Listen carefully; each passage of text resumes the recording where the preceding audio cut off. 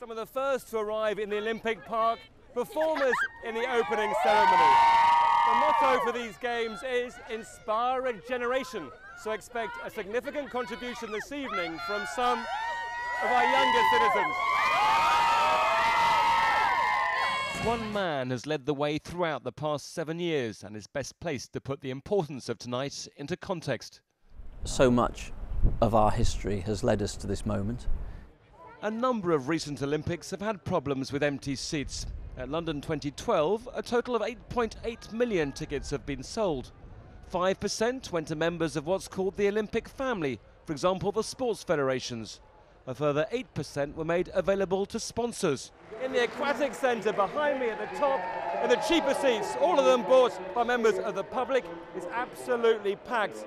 But look down to the poolside, the more expensive seats right at the front, lots of them are empty. Mo Farah for Great Britain, it's gold! This was quite simply the greatest night in British athletics history. As one champion left the arena, the family of another arrived to celebrate. These are moments to savour. If you love sport, you remember where you were on the evening of Saturday, August the 4th, 2012. She couldn't have started any better, and that good form continued as she began the high jump. There's no issue of unused seats here. It's absolutely packed. Traditionally, on the first morning of an Olympic athletics competition, rows and rows are empty. But listen to the roar! As Pearce once again clears the high jump. And breathe. We all knew the feeling. It was going to be hard for anyone watching this one to remain composed. The race hadn't even started, and already Sir Chris Hoy's mother was looking away. This was to be her son's final race as an Olympian. Victory would bring him a record 6th gold medal, but the keirin competition is known for its unpredictability. One wrong move and Hoy's chances would be over.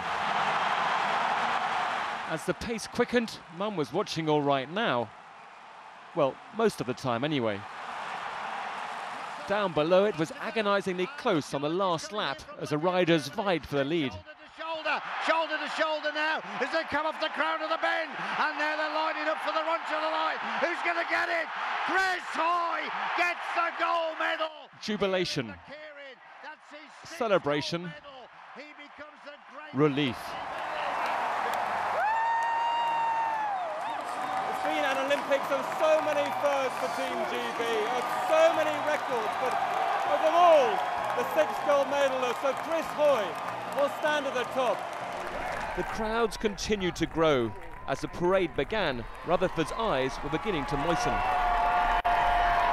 Oh, it's pulling on the heartstrings a little bit again. It's really quite tearjerking. It's fantastic. It's so nice. Fred Rutherford went into London 2012 not knowing quite what to expect. The line between success and failure can be so small, but here is the proof that all those years of training were worthwhile, that everything has come good. Now, what do luxury handbags have to do with England's bid to hold the World Cup in 2018? Well, the BBC has learned that they're being used to woo the football executives who'll decide which country hosts the tournament. A move that's led to questions about the integrity of the contest. Our sports correspondent, James Pearce, reports. Could these really help England win the right to host the Football World Cup?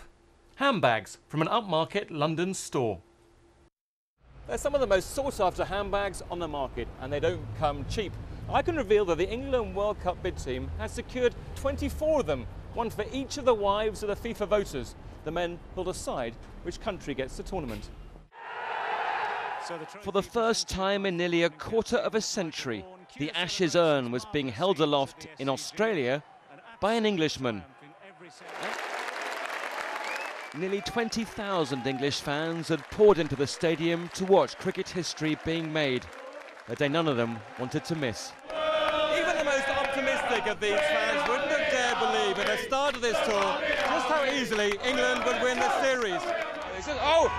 Someone, as I speak, someone has tried to grab the torch from Connie Huck, the former Blue Peter presenter.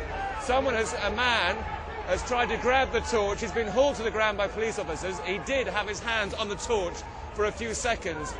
A number of security guards very quickly surrounded him. Soccer players on safari, a team outing for Capello's men. England's 3 lions looking for, well, even 1 lion would have done. This is kind of amazing. They weren't to be found, but how about these instead? It takes a lot to impress Wayne Rooney wearing his white cap. But after the striker's heated discussion with a referee yesterday, here was somebody that he definitely wasn't going to argue with. They're calling it the Great Hall of China. Within the past hour, Lord Moynihan, the chairman of the British Olympic Association, has described this as the greatest weekend in the history of the British Olympic Association. It has been truly fantastic. 4 gold medals yesterday. Is David Beckham big enough, Brand Beckham, big enough to really create a huge interest in soccer, football in the USA? Well, he has done. I mean, just looking down the line of journalists here, you'll see the interest in his arrival here. I think the challenge is going to be to sustain that interest. There's no doubt that by coming here, he's brought new people in to watch. Ticket sales have gone up, 250,000 shirts have been sold, but he has a 5-year contract, and I think we won't really know until the end of that contract. In 5 years' time, we'll all come back. David, you're live on the BBC. Why have you come here? Yes, okay. The weather's bad back home right now. We're now getting some more dramatic news. In fact, we can go straight to James Pearce, our correspondent who's in Wembley. James, tell us what more we're hearing. I can exclusively reveal that Wembley Stadium will not open until next year, 2007. All the events scheduled for this year have been scrapped or have been moved. But here I have a ball, and I've been invited to kick for the first time a ball on the turf of Wembley. In years to come, some great players, far better than me, are going to be standing on this hallowed turf, but no one ever has had a ball on the turf at Wembley. So this is genuinely an historic moment. James. I'm going to kick a ball, hopefully. James. Into the net. That is the first ever goal that has been scored at this stadium. James. For once, I might actually be remembered for something.